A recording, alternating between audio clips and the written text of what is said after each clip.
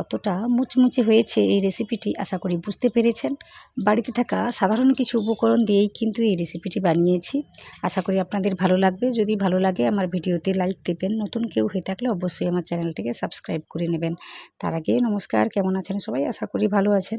শুভ্র শান্তি ব্লগে আপনাদের সবাইকে স্বাগত জানাই। আমি শান্তি। তো এই রেসিপির জন্য যেটা লাগবে সেটা হলো পেঁয়াজ। তো এখানে আমি অনেকগুলো পেঁয়াজ নিয়েছি। এতগুলো পেঁয়াজ কিন্তু নিতে হবে না, আচ্ছা ছিল বলে আমি নিয়েছি। আর এখানে নিয়েছি ওই কাঁচা লঙ্কা কুচি, তারপর নিচ্ছি ধনেপাতা কুচি, অনেকগুলোই দিচ্ছি আমি, স্বাদটা কিন্তু অনেকটাই বেড়ে যায় সেই জন্য।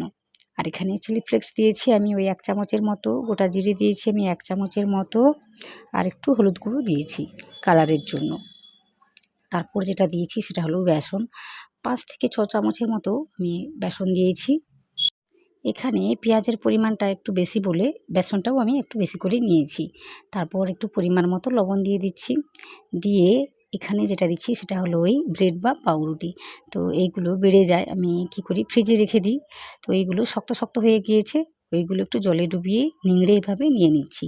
এটা দিলে কিন্তু খেতেও ভালো লাগে আর ভীষণই মুচমুচেভাবে তৈরি হবে এই রেসিপিটি বা স্ন্যাক্সটি। তো আশা করি আপনাদের সব কিছুই ভালো লাগবে আর ভীষণই সহজ রেসিপি, ভালো লাগবেই লাগবে।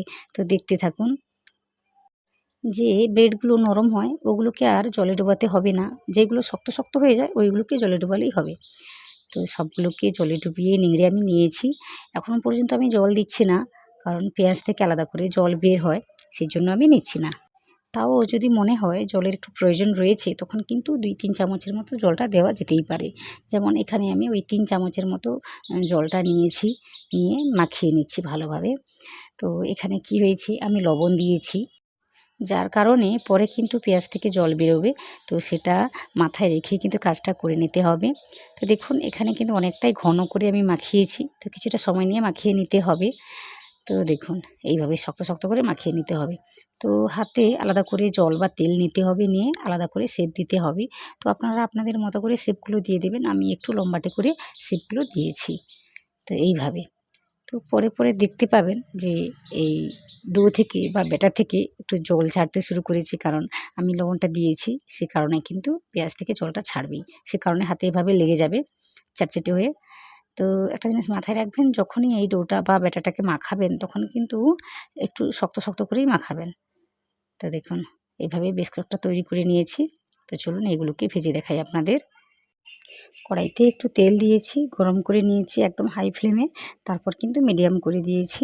তো এইগুলোকে দেওয়ার পর কিন্তু মিডিয়াম করে দিতে হবে, আর এই সময় তেলটা ভীষণই গরম রয়েছে।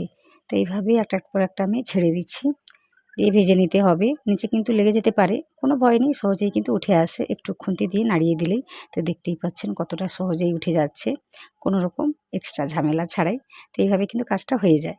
তো বারবার আমি বলছি যখন এই ডোটা মাখাবেন তখন একটু শক্ত করে মাখাবেন। তো এখানে আমি অনেকগুলোই পেঁয়াজ নিয়েছিলাম, যার কারণে একটু জলটা বেশি করেই ছাড়তে শুরু করেছি। তাই আমি চটচলতি ভেজে নিচ্ছি এইগুলোকে। তো এইগুলো ভাজার সময় লক্ষ্য করবেন যে খুব তাড়াতাড়ি কালারটা চলে আসে, তাই মিডিয়াম বা লোতে রেখেই কাজটা করে নিতে হবে। মিডিয়াম রেখেই করে নেবেন, তাতেই ভালো, তাহলে তেলটা আর বেশি টানবে না, অথচ সুন্দরভাবে ভাজাটা হয়ে যাবে। তো এইভাবে কথা বলতে বলতে মোটামুটি এই কটা ভেজে নিয়েছি আমি, উল্টে পাল্টে লাল করে। আপনারা আপনাদের মনের মতো কালার করে ভেজে নেবেন। দেখুন কতটা সুন্দর হয়ে ভাজা হয়েছে, আর খেতেও দারুণ হয়। তো আমি দেখিয়ে দিচ্ছি পরের কটা ভেজে। তো এত সুন্দর করে কিন্তু আমি ভেজে নিয়েছি, আপনারা আপনাদের মতো করে শেপ করে নেবেন, সেইগুলো একই রকম করে ভেজে নেবেন, কোনো অসুবিধা কিছুই হবে না। খুব সহজ রেসিপি, যখনই মন করবে তখন কিন্তু এভাবে ভেজে খাওয়া যাবে, শুধু যদি বাড়িতে ওই পাউরুটি বা ব্রেডটা থাকে। তো সহজ কিনা সেটা আমাকে কমেন্ট করে জানাবেন। আশা করি আপনাদের সব কিছুই ভালো লাগছে। যদি ভালো লাগে তাহলে আমার ভিডিওতে একটা লাইক দেবেন। নতুন কেউ হয়ে থাকলে অবশ্যই আমার চ্যানেলটাকে সাবস্ক্রাইব করে নেবেন। আর পাশে থাকা যে বেল আইকনটা থাকে ওটাতে প্রেস করতে ভুলবেন না, ওই ঘন্টা চিহ্ন মতো ওটা প্রেস করে দিলেই আমি যখনই যে কোনো ভিডিও ছাড়বো তখন কিন্তু আপনি প্রথমেই পেয়ে যাবেন। তো এই কাজগুলো করবেন, আপনাদের কাছে আমার অনুরোধ। তো এরকম করে আমি ভেজে নিয়েছি, দেখুন কতটা সুন্দর হয়েছে। আমি এইভাবে কালারটাকে রেখেছি, আপনারা আপনাদের মতো করে কালারটাকে রেখে ভেজে তুলে নেবেন। শুধুমাত্র ব্রেড বা পাউরুটিটা দেওয়ার কারণেই কিন্তু খুব সুন্দরভাবে মুচমুচেভাবে তৈরি হয়েছে। আশা করি আপনাদের ভালো লেগেছে, দেখতে কিন্তু দারুণ হয়েছে। একটাও কিন্তু ভেঙে যায়নি, আমি যেভাবে তৈরি করে দিয়েছিলাম ঠিক সেভাবেই রয়েছে। তো দেখুন গোটা গোটাই রয়েছে, বেশ দেখতে দারুণ হয়েছে আর ভীষণই মুচমুচে হয়েছে। আপনাদের দেখিয়ে দিচ্ছি কতটা মুচমুচে হয়েছে।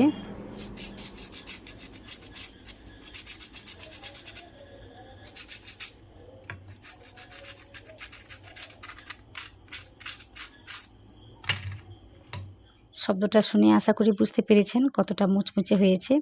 আর ভেঙে দেখিয়ে দিচ্ছি ভেতরটা কত সুন্দর হয়েছে, কত সুন্দরভাবে ভাজা হয়েছে দেখুন। দেখতেও দারুণ হয়েছে, খেতেও কিন্তু দুর্দান্ত হয়েছে। তো আশা করি আপনাদের সব কিছুই ভালো লাগছে। যদি ভালো লাগে রেসিপিটি বাড়িতে একবার হলেও ট্রাই করবেন, তারপর আমাকে কমেন্টে জানাবেন কেমন হয়েছে। আমার চ্যানেলে কিন্তু এই রকম রেসিপি অনেক রয়েছে, অনেক কেকের রেসিপি রয়েছে, তো ওইগুলো দেখে নিতে পারেন। ওইগুলো খুব সহজ করেই দেখিয়েছি, আশা করি আপনাদের ভালো লাগবে। তাছাড়া কোনো রকম রান্নাবান্না দেখতে চাইলে সেটা কিন্তু কমেন্ট করে জানাতে হবে, তাহলে ওই রান্নাবান্নাগুলো আমি খুব সহজ করে দেখিয়ে দেব। সমস্ত রান্নাবান্নাগুলোই কিন্তু আমি খুব সহজ করে দেখিয়ে দিই, যাতে আপনারা সহজ করে বুঝতে পারেন বা আপনাদের সহজ মনে হয়। তো অবশ্যই দেখবেন, দেখে আমাকে জানাবেন কোন রেসিপিটা আপনাদের ভালো লাগলো।